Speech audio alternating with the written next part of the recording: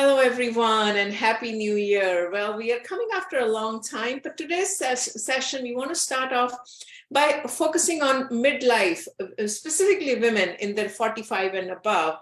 What kind of issues they have as far as the gut health is concerned, and what does Ayurveda talk about? And that's what we're going to be talking with Dr. Vanashri. Dr. Vanashri is an Ayurvedic BA MS doctor based in Minnesota for the last 10 years, helping women reclaim their energy and vibrance through holistic therapy such as Ayurveda. Welcome and thank you so much. Thank you for inviting me on this platform. I'm really grateful. And my mission is to globalize Ayurveda. So any platform I can get, it's amazing. The more people know about this science, the more it's better. Yeah. Absolutely. And we love Ayurveda. So let's just start with quickly what women are going through when they're going through perimenopause, menopause, right? And then bloating is one of the things that women complain about. So talk to us a little bit about that. And then we go into what does Ayurveda say? Yes, absolutely. So just before we dive right into it, I just want to talk like for 2 minutes about basic principles of Ayurveda and how Ayurveda looks at hormones and what elements govern hormones in the body, because until we understand the basics, we cannot understand how to handle or create balance in them, right? So Ayurveda focuses on these 5 elements called as Pancha Mahabhutas, which are 5 elements that everything in the universe is made of. Okay, so fire, water, air, earth, and ether. Okay, everything in the universe is made up of all these 5 elements. Depending on whichever is dominant or whichever reigns is the dominant element. Or Ayurveda says every person is unique. They have a unique constitution. So according to your unique constitution known as Prakriti, you will have different issues related to menopause. Like say, for instance, if you have more air and ether element during menopause or while you're going through menopause, you will experience things like bloating, cramps, constipation. Okay, if Pitta, that is fire and water element, Pitta is a dosha, that is a functional principle.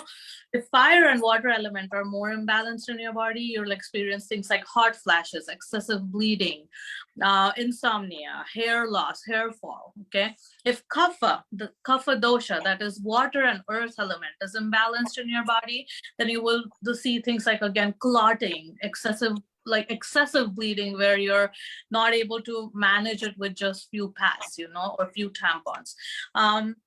You could experience weight gain, depression, things like that if your water and earth element are imbalanced. The first thing we need to understand is what elements are imbalanced, or what doshas, that is the functional principle, is imbalanced in the body in order to fix it, right? Another major part that Ayurveda would focus on is your Agni. Now, Agni, that means your Jatar Agni. Agni means your digestive fire. Okay, so everyone has a specific type of digestive fire in them, and it mostly correlates to the constitution that you have. Now, say, for instance, if you are a Vata person, where you naturally have air and ether element more than the other 5 elements, you will see that you have something called as Vishama Agni. Vishama means erratic, irregular. Okay, so this irregular Agni might portray as sometimes you're hungry, sometimes you're not. Sometimes you poop better, sometimes you don't. Sometimes your stools are formed, sometimes you have diarrhea. So it's all over the place. It's an erratic kind of a digestion. Okay. The second is Tikshna Agni. Tikshna means really, really strong, very fiery metabolism. Like I call these people as hangry. And this is mostly related to Pitta. So these people cannot tolerate hunger. And if they are hungry, oh boy, you should never be around them. So to balance this kind of Agni most of the times results in diarrhea, acid reflux, nausea, things like that. And obviously constant hunger, right? The third is a slow metabolism called as Manda Agni, which is really, really slow, dull. These people are more prone to constipation, but more than constipation, these people are more prone to having mucus in their stools or really thick, heavy stools without lack of appetite, no hunger, things like that. So the best Agni to have, the best digestive fire to have is called the Sama Agni, which is a normal Agni. And how would you know if you have normal Agni? which is, now this is called as Anjali in Ayurveda. Okay, this is the amount of food you should be eating per sitting when you sit for eating a meal. So my Anjali is going to be different than your Anjali, right? If you're overeating or undereating, then this proportion, it's going to affect your gut health. Now, Ayurveda says your Agni and the three doshas is your foundation of health. Okay. Now, if either of these are imbalanced, your hormonal system is going to collapse. It's just going to, because Ayurveda believes everything that is produced in your body is produced through your gut. So your gut is the foundation or the basis of your health. That is, your Agni is going to make the decisions for whatever tissues are being formed in your body, whatever enzymes are being formed, whatever hormones are being formed. So it's very crucial to keep your digestive fire normal. Okay. So if you're eating this amount and you're satisfied with that amount of meal, that means, and you're not having any other digestive symptoms related to that meal, then your Agni is very, very normal, and you're passing stools every day in the morning. Okay. Now, talking about how gut health and hormones are related. Okay. Now, if the digestive fire is too fiery, if it's too tikshna, it's going to cause more pitta aggravation, more aggravation of fire and water element all over the body, causing things like hot flashes, hair loss, hair fall. Okay. So the first thing you need to remember is to keep your Agni healthy, and few tips to do that. Even to balance your hormones, one thing, key word to balance your hormones is routine. Okay, routine in everything that you do. Routine, eating meals around the same time, sleeping around the same time, waking up around the same time, working out at the same time, pooping at the same time.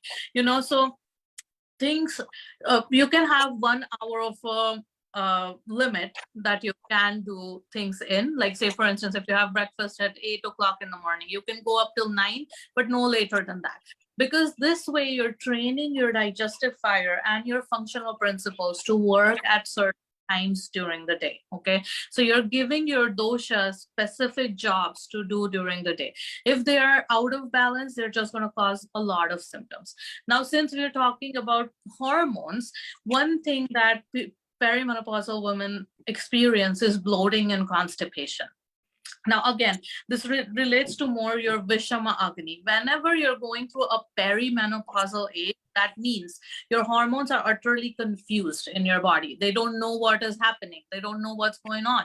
So this is, anytime there is erratic or confusion in the body, air and ether element goes high in the body. Okay, so naturally you'll have symptoms like dry hair, excessive dryness in the body, dry skin, bloating, and constipation. Now, if you'll also see when you're going through perimenopausal age, you'll gain weight more in your midsection. It's because your hormones are being, or your body is trying to fix your Agni in order to balance your hormones. That's why it's a protective mechanism of the body to create more fat in your gut. So, but if your Agni is healthy during that time, you may not gain weight in your midsection. Okay, so a few quick things to balance hormones is, first, drink only and only warm water. It should not be hot, it should not be cold, it should be tepid. Okay, you should be easily able to dip your finger in the water throughout the day. If you're bloated and constipated, keep drinking warm water. Another simple tea, herbal tea that you can do is cumin and coriander and fennel. So cumin seeds, coriander seeds, and fennel seeds, for about 2 cups of water, take a 1/4 teaspoon of each and boil it for about 5 minutes. Strain it and drink this tea about 2 to 3 cups during the day. Okay, this will also help with the water retention that is happening during the perimenopausal age. It will help with easy passage of stools. You can also add carom seeds to this. That is called ova, right? You can add carom seeds to it as well, and that will also be very, very beneficial. Another thing you can do is to move the hormones around the body by doing something we call as abhyanga. Abhyanga means self-oil massage. Okay, now if you're bloated and constipated, you're probably more vata aggravated, that is air and ether element is out of balance. So to bring that dryness and roughness of the air and ether element in the body down, you need to counteract it with a lot of oils. So the best and the most easily available and the neutral oil is sunflower oil. So just warming it up a little bit and putting it all over your body and keeping it, like massaging it for all over your body and keeping it on your body for 5 to 10 minutes and then taking a warm shower can be very, very beneficial to balance the hormones out. Sleeping is a big thing for hormones. If you're not getting good 6 to 8 hours of restful sleep, your hormones are going to be all over the place. When we're talking about just our hormonal hormones, that is estrogen, progesterone, testosterone, all of these hormones are linked to every other hormone in your body. Okay, so stress is the fourth factor that would affect hormones, because your stress hormones are directly correlated to your adrenals, and your adrenal hormone, if it's high, it's going to cause imbalances in your pituitary, in your thyroid, and your ovaries, in your uterus. Okay, so it's your entire endocrine system is very deeply linked. That's why it's very important that you have to figure out things to maintain your stress. So meditation, certain breathing techniques, yoga can help a lot with these things. Now, when it comes to hormonal and gut health, there are certain yoga postures that can help a lot. Baddha Konasana, that is the butterfly pose, will help a lot with hormone imbalance because it focuses more on the uterine part or the lower abdomen. Paschimottanasana, that is forward bending poses. Even cat cow variation would help. Downward facing dog would help. Anything that bends this part of your body will help a whole lot with in balancing the hormones. Yeah, so do you want me to talk about anything specific? No, I think this is great. I mean, today's session is just a general session that we want people to be aware of, women to be aware of that are entering perimenopause, menopause. All of the hormones are going to go down and fluctuate. Yeah. But what is it that they can do? Because it's not a chronic condition. It's a phase of life that women are going to go through, right?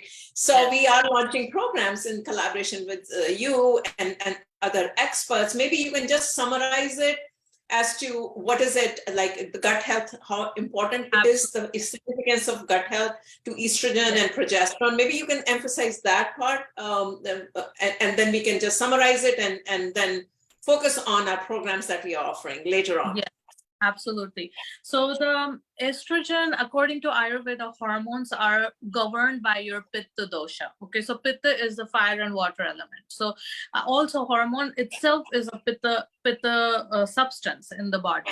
So anytime there is imbalance in the fire and water element in the body, you'll find hormonal imbalances in the body.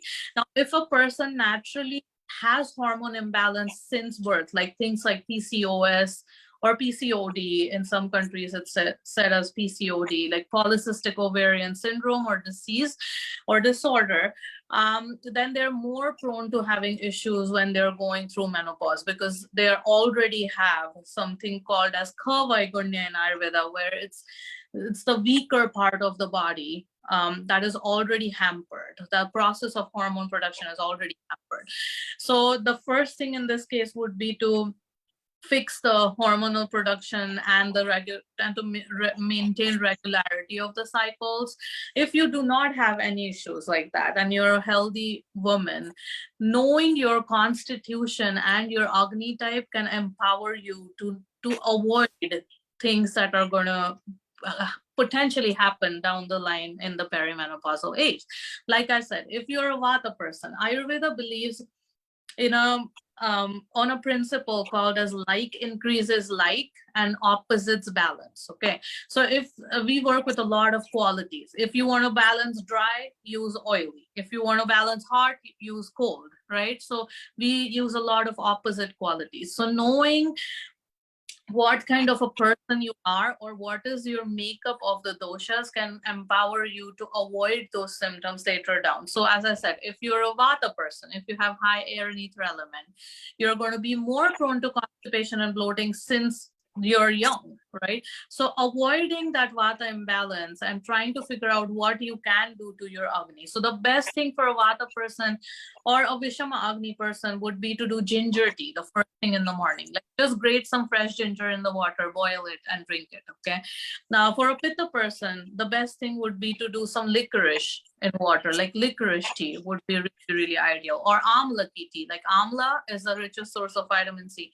Amla would be really good for a pitta person. For a kapha person, maybe doing some black pepper or turmeric in the water would help, or even a little bit of fresh ginger and black pepper would help. So there are certain things that would work for certain type of constitution. So Ayurveda is a very individualized system of medicine. It would not say this is good for everyone, right? Because, and that's why it's powerful, because it tells you what to do, right? Rather than telling everyone what to do.